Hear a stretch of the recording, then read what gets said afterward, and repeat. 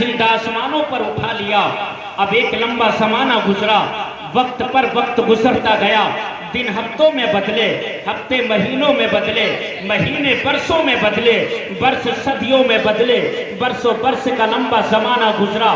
دنیا میں کوئی رسول نہیں آیا، دنیا میں کوئی نبی نہیں آیا، پوری دنیا اندھیروں میں ڈوبتی چلی گئی، اندھیرے پر اندھیرا، ظلمت پر ظلمت، تاریک پر تاریکی، پوری دنیا میں روشنی کی کرن نظر نہیں آتی تھی۔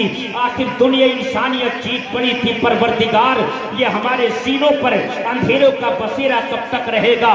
پروردگار کسی آنے والے کو ایسا بھیج دے جس کے آنے سے دنیا میں بہار آ جائے، جس کے آنے سے دنیا میں نکھار آ جائے۔ پروردگار چھوٹی چھوٹی بچیوں نے التجائیں کی تھی، پروردگار ہمیں زندہ دفن کب تک ہونا پڑے گا؟ پروردگار کسی ایسے کو بھیج دے جس کے آنے کے بعد ہمیں جینے کا سلیقہ مل جائے، جینے کا حق مل جائے۔ بیواؤں نے ہاتھ اٹھا کے دعائیں کی تھی، پروردگار یہ ہمارے اوپر کب تک نحوست کا داغ لگتا رہے گا؟ پروردگار ہمارے اوپر کب تک بےعزتی کا داغ ہم جھیلتے رہیں گے؟ پروردگار ہم کب تک نمائش ہماری ہوتی رہے گی؟ پروردگار یہ ہمارے اوپر کب تک ظلم و ستم کی آندھی چلے گی؟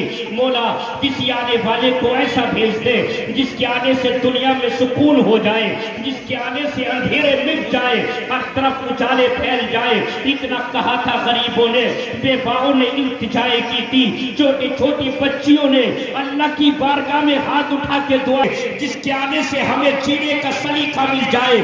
اللہ اکبر، تاریخ گواہ ہے، تمام مظلوموں نے دعائیں کی تھی، تمام عاشقوں نے دعائیں کی تھی، بیواؤں نے دعائیں کی تھی۔ اللہ رب العزت کی بارگاہ میں چھوٹی چھوٹی بچیوں کی دعائیں قبول ہوتی ہیں، عرش اعظم پہ جا کے ٹکراتی ہیں۔ اللہ کی مسجد کو جلالا گیا، اللہ نے اپنے محبوب کو مکے کی سرزمین پہ آمنہ کی گود میں وہ ہدایت کا سورج روشن بنا کر اتارا۔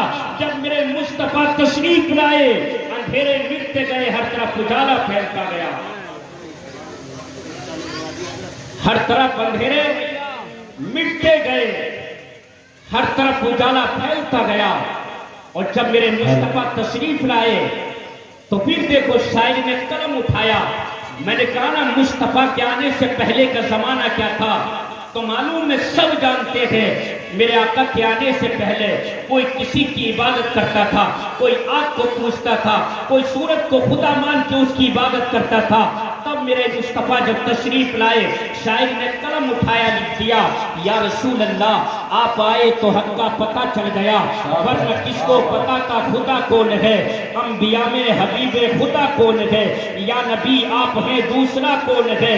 مانگتے اس لیے ہیں کہ مختار ہو، یا رسول اللہ مانگتے اس لیے ہیں کہ مختار ہو، ورنہ محتاج سے مانگتا کون ہے؟ ورنہ محتاج سے مانگتا کون ہے؟ شاید نے قلم اٹھایا۔ میرے مصطفیٰ کی شان تو یہ ہے، اگر آج ہم مصطفیٰ کا ذکر کریں کوئی کمال کی بات نہیں۔ میرے مصطفیٰ جب معراج کی رات قرب خاص میں گئے، رب نے فرمایا حبیب جو چاہو مانگ لو۔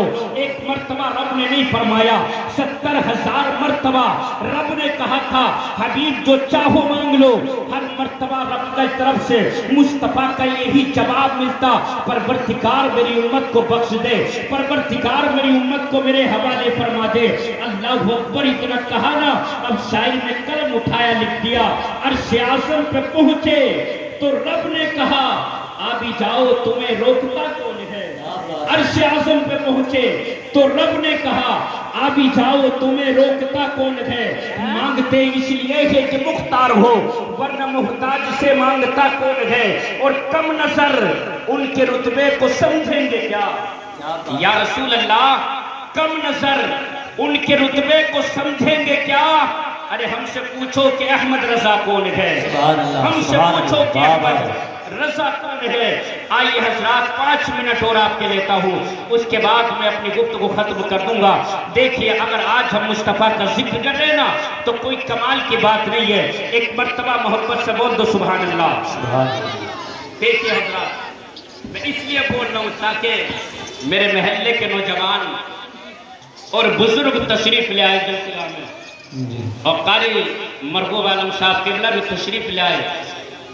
دیکھیے حضرات 5-6 منٹ میں اور آپ حضرات کی سماعتوں کے حوالے